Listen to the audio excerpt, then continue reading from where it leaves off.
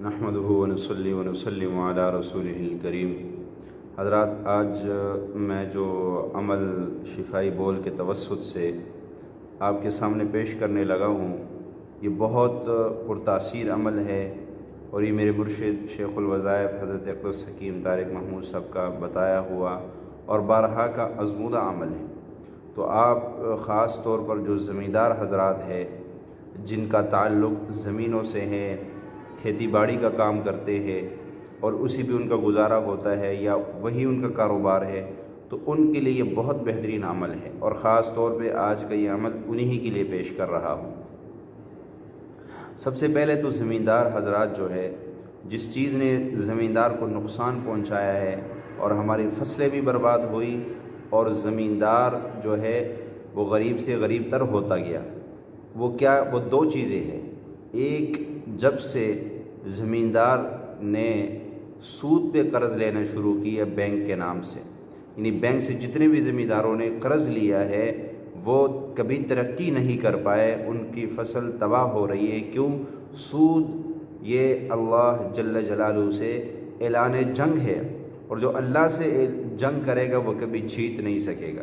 تو ایک تو سود سے بالکل بچیے، ایسا قرض بالکل نہ لے جس میں 1 روپے بھی سود کا آتا ہو۔ ہاں، اگر اپنی بربادی چاہتے ہو، اپنا نقصان چاہتے ہو اور نسلوں کو رولانا چاہتے ہو تو پھر تو لو بے شک، لیکن اگر یہ نہیں چاہتے ہو، خوشیاں چاہتے ہو، عافیتیں برکتیں چاہتے ہو، تو پھر جو ہے اسی پہ صبر شکر ادا کرو۔ اور دوسری چیز جس نے زمینداروں کو بہت نقصان دیا وہ کیا ہے؟ عشر ادا نہ کرنا۔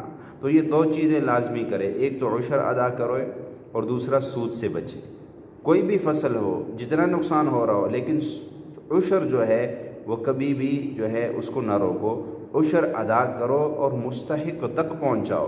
یہ نہیں کہ جو آدمی غریب نظر آیا اس کو دے دیا، پتہ نہیں وہ مستحق ہے کہ نہیں۔ تو یہ دو کام۔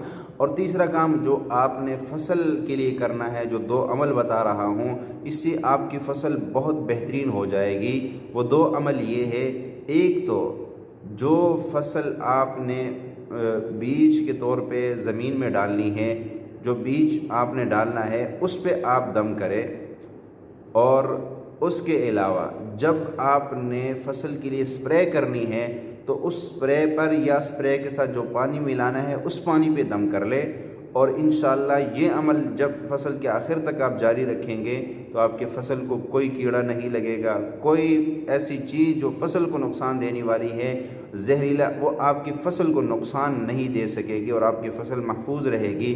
وہ دعا یہ ہے، بسم اللہ الذی لا یضر مع اسمہ شیء فی الارض ولا فی السماء وہو السمیع العلیم۔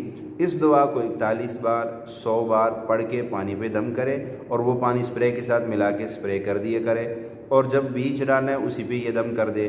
اور جس دن بیج ڈالنا ہے زمین میں تو ساتھ ساتھ یہ آیات جو سورۃ الواقعہ 27ویں سپارے کے اندر ہے، سورۃ الواقعہ، اس سورۃ الواقعہ کے اندر یہ آیات آتی ہے، اَأَنْتُمْ تَزْرَعُونَهُ أَمْ نَحْنُ الزَّارِعُونَ۔ اس کو کھیت میں مسلسل پڑھتے جائے، فصل پہ دم کرتے جائے، انشاءاللہ آپ کی فصل ایسی ہوگی کہ سارے لوگ پوچھیں گے آپ سے کہ بھئی یہ آپ نے کیا ٹوٹکا استعمال کیا۔ میرے مرشد نے یہ عمل اپنے علاقے میں ایک آدمی کو بتایا، اس کی فصل سب سے بہترین ہوئی، اور لوگ پوچھ رہے کہ اس فصل میں آپ نے کیا ڈالا ہے۔ وہ کہے بھئی مجھے کسی نے یہ وظیفہ بتایا، وہ وظیفے پہ تو کوئی یقین کرتا ہی نہیں ہے۔ انہوں نے کہا نہیں، آپ نے کوئی چیز اس میں ڈالی کہ آپ کی فصل اتنی بہترین کیسے ہوئی ہے۔ تو فصل اگر بہترین چاہتے ہو، یقین کرے یا عمل کر کے تو دیکھیں۔ میرے ایک دوست ہیں، ان کے امرود کا باغ تھا تو اس میں کیڑا لگ جاتا تھا۔ میں نے ان کو یہ عمل بتایا اور انہوں نے کیا، تو انہوں نے کہا جی الحمدللہ کوئی کیڑا میرے امرود کو نہیں لگا۔